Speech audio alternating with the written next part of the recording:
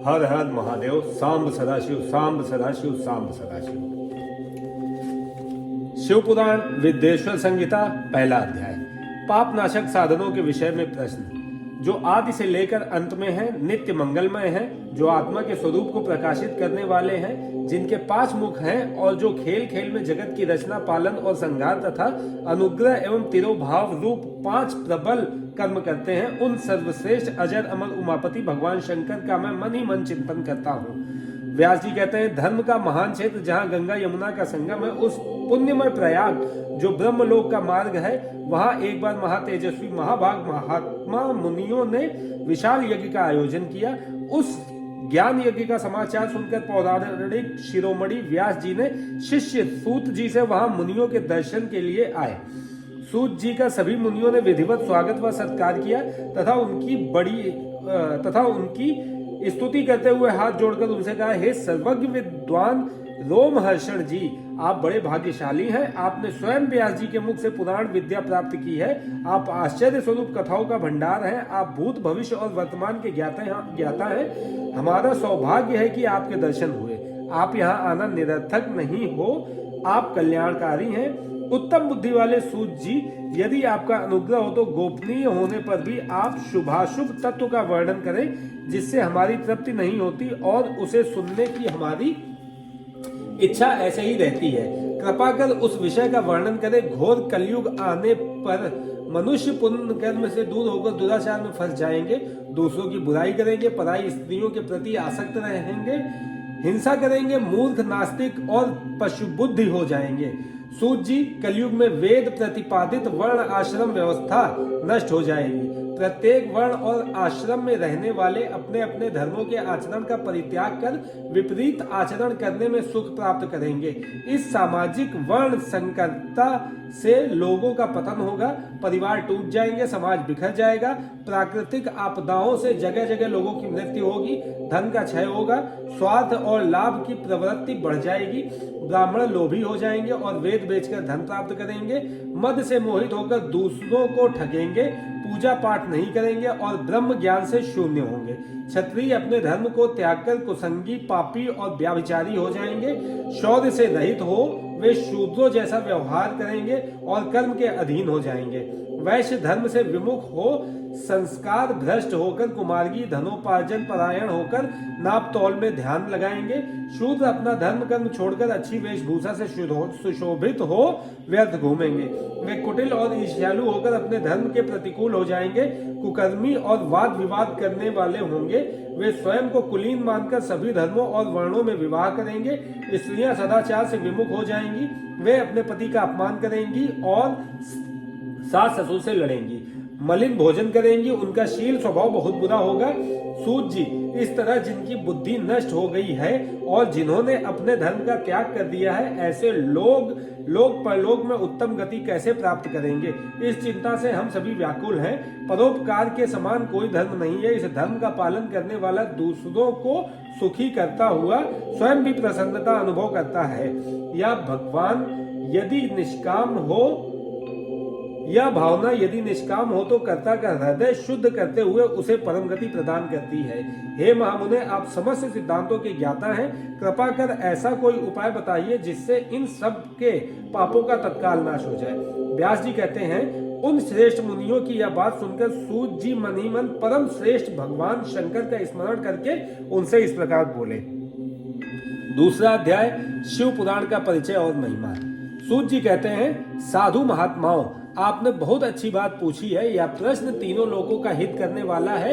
आप लोगों के स्नेह पूर्ण आग्रह पर गुरुदेव व्यास का स्मरण कर मैं समस्त पाप राशियों से उद्धार करने वाले शिव पुराण की अमृत कथा का वर्णन कर रहा हूँ। ये वेदांत का सार सर्वस्व है।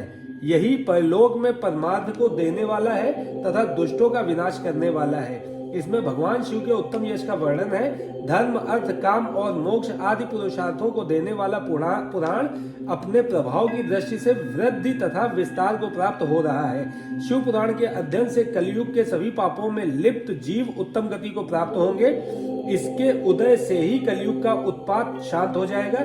शिव पुराण का वेद तुल्य माना जाएगा। इसका प्रवचन सर्वप्रथम भगवान शिव ने ही किया था। इस पुराण के 12 खंड या भेद हैं। ये 12 संहिताएं हैं: विद्येश्वर संहिता, रुद्र संहिता, विनायक संहिता, उमा संहिता, सहस्र कोटि रुद्र संहिता, एकादश रुद्र संहिता, कैलाश संहिता, शत रुद्र संहिता, कोटि रुद्र संहिता, मात्र संहिता, वायवीय संहिता तथा धर्म संहिता। विद्येश्वर संहिता में 10,000 श्लोक हैं। रुद्र संहिता, विनायक संहिता, उमा संहिता और मात्र संहिता प्रत्येक में 8-8 हजार श्लोक हैं। एकादश रुद्र संहिता में 13,000, कैलाश संहिता में 6,000, शत रुद्र संहिता में 3,000, कोटि रुद्र संहिता में 9,000, सहस्र कोटि रुद्र संहिता में 11,000, वायवीय संहिता में 4,000 तथा धर्म संहिता में 12,000 श्लोक हैं। मूल शिव पुराण में कुल 1,00,000 श्लोक हैं, परंतु व्यास जी ने इसे 24,000 श्लोकों में संक्षिप्त कर दिया है। पुराणों की क्रम संख्या में शिव पुराण का चौथा स्थान है, जिसमें 7 संहिताएं हैं। पूर्व काल में भगवान शिव ने 100 करोड़ श्लोकों का पुराण ग्रंथ ग्रंथित किया था। सृष्टि के आरंभ में निर्मित यह पुराण साहित्य अधिक विस्तृत था। द्वापर युग में द्वैपायन आदि महर्षियों ने पुराण को 18 भागों में विभाजित कर 4,00,000 श्लोकों में इसको संक्षिप्त कर दिया। इसके उपरांत व्यास जी ने 24,000 श्लोकों में इसका प्रतिपादन किया। यह वेद तुल्य पुराण विद्येश्वर संहिता, शतरुद्र संहिता, कोटि रुद्र संहिता, उमा संहिता, कैलाश संहिता और वायवीय संहिता नामक 7 संहिताओं में विभाजित है। यह 7 संहिताओं वाला शिव पुराण वेद के समान प्रामाणिक तथा उत्तम गति प्रदान करने वाला है। इस निर्मल शिव पुराण की रचना भगवान शिव द्वारा की गई है तथा इसको संक्षेप में संकलित करने का श्रेय व्यास जी को जाता है। शिव पुराण सभी जीवों का कल्याण करने वाला, सभी पापों का नाश करने वाला, यही सत्पुरुषों को कल्याण प्रदान करने वाला, यह तुलना रहित है तथा इसमें वेद प्रतिपादित अद्वैत ज्ञान तथा निष्कपट धर्म का प्रतिपादन है। शिव पुराण श्रेष्ठ मंत्र समूहों का संकलन है तथा यही सभी के लिए शिव धाम की प्राप्ति का साधन है। समस्त पुराणों में सर्वश्रेष्ठ शिव पुराण ईर्ष्या रहित अंतःकरण वाले विद्वानों के लिए जानने की वस्तु है। इसमें परमात्मा का गान किया गया है। इस अमृतमय शिव पुराण को आदर से पढ़ने और सुनने वाला मनुष्य भगवान शिव का प्रिय होकर परम गति को प्राप्त कर लेता है। तीसरा अध्याय, श्रवण, कीर्तन और मनन साधनों की श्रेष्ठता। व्यास जी कहते हैं, सूत जी के वचनों को सुनकर सभी महर्षि बोले, भगवान आप वेद तुल्य अद्भुत एवं पुण्यमयी शिव पुराण की कथा सुनाइए। सूत जी ने कहा, हे महर्षिगण, आप कल्याण में भगवान शिव का स्मरण करके वेद के साथ से प्रकट शिव पुराण की अमृत कथा सुनिए। शिव पुराण में भक्ति, ज्ञान और वैराग्य का गान किया गया है। जब सृष्टि आरंभ हुई तो 6 कुलों के महर्षि आपस में वाद विवाद करने लगे कि अमुक वस्तु उत्कृष्ट है, अमुक नहीं। जब इस विवाद ने बड़ा रूप धारण कर लिया तो सभी अपनी शंका के समाधान के लिए सृष्टि की रचना करने वाले अविनाशी ब्रह्मा जी के पास जाकर हाथ जोड़कर कहने लगे, हे प्रभु, आप संपूर्ण जगत को धारण कर उनका पोषण करने वाले हैं। प्रभु, हम जानना चाहते हैं कि संपूर्ण तत्वों से परे परात्पर पुराण पुरुष कौन है। ब्रह्मा जी ने कहा, ब्रह्मा, विष्णु, रुद्र और इंद्र आदि से युक्त संपूर्ण जगत समस्त भूतों एवं इंद्रियों के साथ पहले प्रकट हुआ है। वे देव महादेव ही सर्वज्ञ और संपूर्ण हैं। भक्ति से ही इनका साक्षात्कार होता है, दूसरे किसी उपाय से इनका दर्शन नहीं होता। भगवान शिव में अटूट भक्ति मनुष्य को संसार बंधन से मुक्ति दिलाती है। भक्ति से उन्हें देवता का कृपा प्रसाद प्राप्त होता है। जैसे अंकुर से बीज और बीज से अंकुर पैदा होता है, भगवान शंकर का कृपा प्रसाद प्राप्त करने के लिए आप सब ब्रह्मर्षि धरती पर सहस्त्रों वर्षों तक चलने वाले विशाल यज्ञ करो। यज्ञपति भगवान शिव की कृपा से ही विद्या के साथ तत्व साध्य साधन का ज्ञान प्राप्त होता है। शिवपद की प्राप्ति साध्य और उनकी सेवा ही साधन है तथा जो मनुष्य बिना किसी फल की कामना किए उनकी भक्ति में डूबे रहते हैं वही साधक है। कर्म के अनुष्ठान से प्राप्त फल को भगवान शिव के श्री चरणों में समर्पित करना ही परमेश्वर की प्राप्ति का उपाय है तथा यही मोक्ष प्राप्ति का एकमात्र साधन है। साक्षात महेश्वर ने ही भक्ति के साधनों का प्रतिपादन किया है। कान से भगवान के नाम, गुण और लीलाओं का श्रवण, वाणी द्वारा उनका कीर्तन तथा मन में उनका मनन शिवपद की प्राप्ति के महान साधन है तथा इन साधनों से ही संपूर्ण मनोरथों की सिद्धि होती है। जिस वस्तु को हम प्रत्यक्ष अपनी आंखों के सामने देख सकते हैं उसकी तरफ आकर्षण स्वाभाविक है, परंतु जिस वस्तु को प्रत्यक्ष रूप से देखा नहीं जा सकता उसे केवल सुनकर और समझकर ही उसकी प्राप्ति के लिए प्रयत्न किया जाता है। अतः श्रवण पहला साधन है। श्रवण द्वारा ही गुरु मुख से तत्व को सुनकर श्रेष्ठ बुद्धि वाला विद्वान अन्य साधन कीर्तन और मनन की शक्ति व सिद्धि प्राप्त करने का यत्न करता है। मनन के बाद इस साधन की साधना करते रहने से धीरे धीरे भगवान शिव का संयोग प्राप्त होता है और लौकिक आनंद की प्राप्ति होती है। भगवान शिव की पूजा, उनके नामों का जाप तथा उनके रूप गुण विलास के हृदय में निरंतर चिंतन को ही मनन कहा जाता है। महेश्वर की कृपा दृष्टि से उपलब्ध इस साधन को ही प्रमुख साधन कहा जाता है। चौथा अध्याय, सनत कुमार व्यास संवाद। सूत जी कहते हैं, हे मुनियों, इस साधन का महात्म्य बताते समय मैं एक प्राचीन वृत्तांत का वर्णन करूंगा जिसे आप ध्यानपूर्वक सुने। बहुत पहले की बात है। पराशर मुनि के पुत्र मेरे गुरु व्यास देव जी सरस्वती नदी के तट पर तपस्या कर रहे थे। एक दिन सूर्य के समान तेजस्वी विमान से यात्रा करते हुए वहां भगवान सनत कुमार जा पहुंचे। मेरे गुरु ध्यान में मग्न थे। जागने पर अपने सामने सनत कुमार जी को देखकर वे बड़ी तेजी से उठे और उनके चरणों का स्पर्श कर उन्होंने अर्घ्य देकर योग्य आसन पर विराजमान किया। प्रसन्न होकर सनत कुमार जी गंभीर वाणी में बोले, मुनि तुम सत्य का चिंतन करो। सत्य तत्व का चिंतन ही श्रेय प्राप्ति का मार्ग है। इसी से कल्याण का मार्ग प्रशस्त होता है। यही कल्याणकारी है। यह जब जीवन में आता है तो सब सुंदर हो जाता है। सत्य का अर्थ है सदैव रहने वाला। इस काल का कोई प्रभाव नहीं पड़ता। यह सदा एक समान रहता है। सनत कुमार जी ने महर्षि व्यास को आगे समझाते हुए कहा, महर्षि, सत्य पदार्थ भगवान शिव ही है। भगवान शंकर का श्रवण कीर्तन और मनन ही उन्हें प्राप्त करने के सर्वश्रेष्ठ साधन है। पूर्व काल में मैं दूसरे अनेकानेक साधनों के भ्रम में पड़ा घूमता हुआ तपस्या करने मंदरांचल पर जा पहुंचा। कुछ समय बाद महेश्वर शिव की आज्ञा से सबके साक्षी तथा शिवगणों के स्वामी नंदिकेश्वर वहां आए और स्नेह पूर्वक मुक्ति का साधन बताते हुए बोले, भगवान शंकर का श्रवण कीर्तन और मनन ही मुक्ति का स्रोत है। यह बात मुझे स्वयं देवादिदेव भगवान शिव ने बताई है, अतः तुम इन्हीं साधनों का अनुष्ठान करो। व्यास जी से ऐसा कहकर अनुगामियों सहित सनत कुमार ब्रह्म धाम को चले गए। इस प्रकार इस उत्तम वृत्तांत का संक्षेप में मैंने वर्णन किया है। ऋषि बोले, सूत जी, आपने श्रवण कीर्तन और मनन को मुक्ति का उपाय बताया है, किंतु जो मनुष्य इन तीनों साधनों में असमर्थ है वह मनुष्य कैसे मुक्त हो सकता है? किस कर्म के द्वारा बिना यत्न के ही मोक्ष मिल सकता है?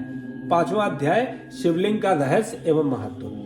सूत जी कहते हैं, हे शौनक जी, श्रवण कीर्तन और मनन जैसे साधनों को करना प्रत्येक के लिए सुगम नहीं है। इसके लिए योग्य गुरु और आचार्य चाहिए। गुरुमुख से सुनी गई वाणी मन की शंकाओं को दग्ध करती है। गुरुमुख से सुने शिव तत्व द्वारा शिव के रूप स्वरूप के दर्शन और गुणानुवाद में रसानुभूति होती है, तभी भक्त कीर्तन कर पाता है। यदि ऐसा कर पाना संभव ना हो तो मोक्षार्थी को चाहिए कि वह भगवान शंकर के लिंग एवं मूर्ति की स्थापना करके रोज उनकी पूजा करे। इसे अपनाकर वह इस संसार सागर से पार हो सकता है। संसार सागर से पार होने के लिए इस तरह की पूजा आसानी से भक्ति पूर्वक की जा सकती है। अपनी भक्ति एवं सामर्थ्य के अनुसार धनराशि से शिवलिंग या शिव मूर्ति की स्थापना कर भक्ति भाव से उसकी पूजा करनी चाहिए। मंडप, गोपुर, तीर्थ, मठ एवं क्षेत्र की स्थापना कर उत्सव का आयोजन करना चाहिए तथा पुष्प, धूप, वस्त्र, गंध, दीप तथा पुआ और तरह तरह के भोजन नैवेद्य के रूप में अर्पित करने चाहिए। श्री शिव ब्रह्म रूप और निष्कल अर्थात कला रहित हैं और कला सहित भी। मनुष्य इन दोनों स्वरूपों की पूजा करते हैं। शंकर जी को ही ब्रह्म पदवी भी प्राप्त है। कलापूर्ण भगवान शिव की मूर्ति पूजा भी मनुष्यों द्वारा की जाती है और वेदों ने भी इस तरह की पूजा की आज्ञा प्रदान की है। सनत कुमार जी ने पूछा, हे नंदिकेश्वर, पूर्व काल में उत्पन्न लिंग बेर अर्थात मूर्ति की उत्पत्ति के संबंध में आप हमें विस्तार से बताइए। नंदिकेश्वर ने बताया, मुनीश्वर, प्राचीन काल में एक बार ब्रह्मा और विष्णु के मध्य युद्ध हुआ तो उनके बीच स्तंभ रूप में शिवजी प्रकट हो गए। इस प्रकार उन्होंने पृथ्वी लोक का संरक्षण किया। उसी दिन से महादेव जी का लिंग के साथ साथ मूर्ति पूजन भी जगत में प्रचलित हो गया। अन्य देवताओं की साकार अर्थ अर्थात मूर्ति पूजा होने लगी, जो कि अभीष्ट फल प्रदान करने वाली थी, परंतु शिवजी के लिंग और मूर्ति दोनों ही रूप पूजनीय है। छठा अध्याय, ब्रह्मा विष्णु युद्ध। नंदिकेश्वर बोले, पूर्व काल में श्री विष्णु अपनी पत्नी श्री लक्ष्मी के साथ शेष शैया पर शयन कर रहे थे। तब एक बार ब्रह्मा जी वहां पहुंचे और विष्णु जी को पुत्र कहकर पुकारने लगे। पुत्र उठो, मैं तुम्हारा ईश्वर तुम्हारे सामने खड़ा हूं। यह सुनकर विष्णु जी को क्रोध आ गया। फिर भी शांत रहते हुए वह बोले, पुत्र तुम्हारा कल्याण हो, कहो अपने पिता के पास कैसे आना हुआ। यह सुनकर ब्रह्मा जी कहने लगे, मैं तुम्हारा रक्षक हूँ, सारे जगत का पितामह हूँ, सारा जगत मुझ में निवास करता है। तू मेरी नाभि कमल से प्रकट होकर मुझसे ऐसी बातें कर रहा है। इस प्रकार दोनों में विवाद होने लगा। तब वे दोनों अपने को प्रभु कहते कहते एक दूसरे का वध करने को तैयार हो गए। हंस और गरुड़ पर बैठे दोनों परस्पर युद्ध करने लगे। ब्रह्मा जी के वक्ष स्थल में विष्णु जी ने अनेकों अस्त्रों का प्रहार करके उन्हें व्याकुल कर दिया। इससे कुपित हो ब्रह्मा जी ने भी पलटकर भयानक प्रहार किए। उनके पारस्परिक आघातों से देवताओं में हलचल मच गई। वे घबराए और त्रिशूलधारी भगवान शिव के पास गए और उन्हें सारी व्यथा सुनाई। भगवान शिव अपनी सभा में उमा देवी सहित सिंहासन पर विराजमान थे और मंद मंद मुस्कुरा रहे थे। सातवां अध्याय, शिव निर्णय। महादेव जी बोले, पुत्रों, मैं जानता हूं कि तुम ब्रह्मा और विष्णु के परस्पर युद्ध से बहुत दुखी हो। तुम डरो मत, मैं अपने गणों के साथ तुम्हारे साथ चलता हूं। तब भगवान शिव अपने नंदी पर आरूढ़ हो देवताओं सहित युद्ध स्थल की ओर चल दिए। वहां छिपकर वे ब्रह्मा विष्णु के युद्ध को देखने लगे। उन्हें जब ज्ञात हुआ कि वे दोनों एक दूसरे को मारने की इच्छा से माहेश्वर और पाशुपात अस्त्रों का प्रयोग करने जा रहे हैं, तो वे युद्ध को शांत करने के लिए महाअग्नि के तुल्य एक स्तंभ रूप में ब्रह्मा और विष्णु के मध्य खड़े हो गए। महाअग्नि के प्रकट होते ही दोनों अस्त्र स्वयं शांत हो गए। अस्त्रों को शांत होते देखकर ब्रह्मा और विष्णु दोनों कहने लगे कि इस अग्नि स्वरूप स्तंभ के बारे में हमें जानकारी करनी चाहिए। दोनों ने उनकी परीक्षा लेने का निर्णय लिया। भगवान विष्णु ने शूकर रूप धारण किया और उसको देखने के लिए नीचे धरती में चले गए। ब्रह्मा जी हंस का रूप धारण करके ऊपर की ओर चल दिए। पाताल में बहुत नीचे जाने पर विष्णु जी को स्तंभ का अंत नहीं मिला, अतः वे वापस चले आए। ब्रह्मा जी ने आकाश में जाकर केतकी का फूल देखा। वे उस फूल को लेकर विष्णु जी के पास आ गए। विष्णु ने उनके चरण पकड़ लिए। ब्रह्मा जी के छल को देखकर भगवान शिव प्रकट हुए। विष्णु जी की महानता से शिव प्रसन्न होकर बोले, हे विष्णु, आप सत्य बोलते हो, अतः मैं आपको अपनी समानता का अधिकार देता हूँ। आठवां अध्याय, ब्रह्मा का अभिमान भंग। नंदिकेश्वर बोले, महादेव जी ब्रह्मा के छल पर अत्यंत क्रोधित हुए। उन्होंने अपने त्रिनेत्र तीसरी आंख से भैरव को प्रकट किया और उन्हें आज्ञा दी कि वह तलवार से ब्रह्मा जी को दंड दे। आज्ञा पाते ही भैरव ने ब्रह्मा जी के बाल पकड़ लिए और उनका पांचवा सिर काट दिया। ब्रह्मा जी डर के मारे कांपने लगे। उन्होंने भैरव के चरण पकड़ लिए और क्षमा मांगने लगे। इसे देखकर श्री विष्णु ने भगवान शिव से प्रार्थना की कि आपकी कृपा से ही ब्रह्मा जी को पांचवा सर मिला था, अतः आप इन्हें क्षमा कर दें। तब शिव जी की आज्ञा पाकर ब्रह्मा को भैरव ने छोड़ दिया। शिव जी ने कहा, तुमने प्रतिष्ठा और ईश्वरत्व को दिखाने के लिए छल किया है, इसलिए मैं तुम्हें शाप देता हूं कि तुम सत्कार, स्थान व उत्सव से विहीन रहोगे। ब्रह्मा जी को अपनी गलती का पछतावा हो चुका था। उन्होंने भगवान शिव के चरण पकड़कर क्षमा मांगी और निवेदन किया कि वे उनका पांचवा सिर पुनः प्रदान करें। महादेव जी ने कहा, जगत की स्थिति को बिगाड़ने से बचाने के लिए पापी को दंड अवश्य देना चाहिए ताकि लोक मर्यादा बनी रहे। मैं तुम्हें वरदान देता हूं कि तुम गणों के आचार्य कहलाओगे और तुम्हारे बिना यज्ञ पूर्ण न होंगे। फिर उन्होंने केतकी के पुष्प से कहा, अरे दुष्ट केतकी पुष्प, अब तुम मेरी पूजा के अयोग्य रहोगे। तब केतकी पुष्प बहुत दुखी हुआ और उनके चरणों में गिरकर माफी मांगने लगा। तब महादेव जी ने कहा, मेरा वचन तो झूठा नहीं हो सकता, इसलिए तू मेरे भक्तों के योग्य होगा। इस प्रकार तेरा जन्म सफल हो जाएगा। नवा अध्याय, लिंग पूजन का महत्व। नंदिकेश्वर कहते हैं, ब्रह्मा और विष्णु भगवान शिव को प्रणाम कर चुपचाप उनके दाएं बाएं भाग में खड़े हो गए। उन्होंने पूजनीय महादेव जी को श्रेष्ठ आसन पर बैठाकर पवित्र वस्तुओं से उनका पूजन किया। दीर्घ काल तक स्थित रहने वाली वस्तुओं को पुष्प वस्तु तथा अल्प काल तक टिकने वाली वस्तुओं को प्राकृत वस्तु कहते हैं।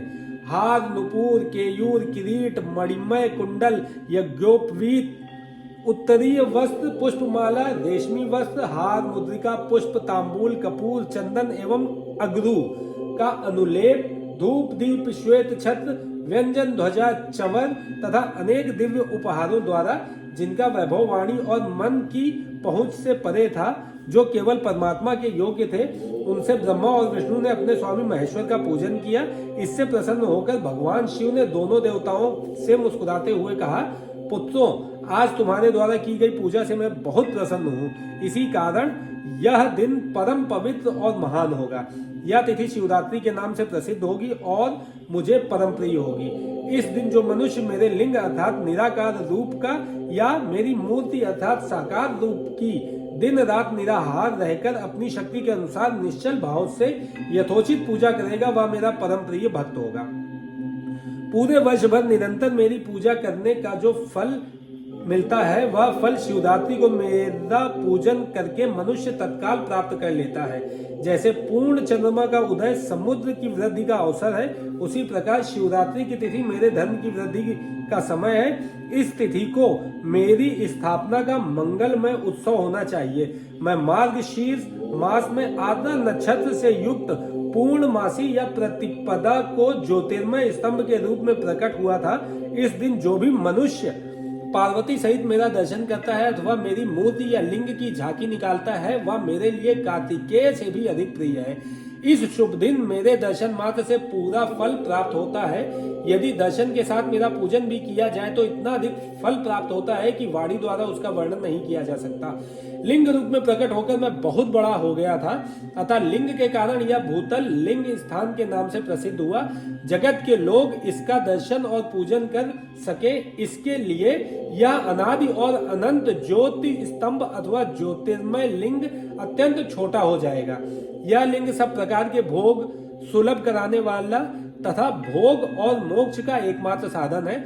इसका दर्शन, स्पर्श और ध्यान प्राणियों को जन्म और मृत्यु से के कष्ट से छुड़ाने वाला है। शिवलिंग के यहाँ प्रकट होने के कारण यह स्थान अरुणाचल नाम से प्रसिद्ध होगा तथा यहाँ बड़े बड़े तीर्थ प्रकट होंगे। इस स्थान पर रहने या मरने से जीवों को मोक्ष प्राप्त होगा। मेरे दो रूप हैं, साकार और निराकार। पहले मैं स्तंभ रूप में प्रकट हुआ, फिर अपने साक्षात रूप में। ब्रह्म भाव मेरा निराकार रूप है तथा महेश्वर भाव मेरा साक्षात रूप है। ये दोनों ही मेरे सिद्ध रूप है। मैं ही परब्रह्म परमात्मा हूँ। जीवों पर अनुग्रह करना मेरा कार्य है। मैं जगत की वृद्धि करने वाला होने के कारण ब्रह्म कहलाता हूँ। सर्वत्र स्थित होने के कारण मैं ही सबकी आत्मा हूँ। सर्ग से लेकर अनुग्रह तक जो जगत संबंधी 5 कृत्य हैं, वे सदा ही मेरे हैं। मेरी ब्रह्म रूपा का बोध कराने के लिए पहले लिंग प्रकट हुआ, फिर अज्ञात ईश्वरत्व का साक्षात्कार कराने के लिए मैं जगदीश्वर रूप में प्रकट हो गया। मेरा सकल रूप मेरे ईश्वरत्व का और निष्कल रूप मेरे ब्रह्म स्वरूप का बोध कराता है। मेरा लिंग मेरा स्वरूप है और मेरे सामीप्य की प्राप्ति कराने वाला है। मेरे लिंग की स्थापना करने वाले मेरे उपासक को मेरी समानता की प्राप्ति हो जाती है तथा मेरे साथ एकत्व का अनुभव करता हुआ संसार सागर से मुक्त हो जाता है। वह जीते जी परमानंद की अनुभूति करता हुआ शरीर का त्याग कर शिवलोक को प्राप्त होता है, अर्थात मेरा ही स्वरूप हो जाता है। मूर्ति की स्थापना लिंग की अपेक्षा गौण है। यह उन भक्तों के लिए है जो शिव तत्व के अनुशीलन में समझ नहीं है। हर हर महादेव। सांब सदाशिव, सांब सदाशिव, सांब सदाशिव, सांब सदाशिव।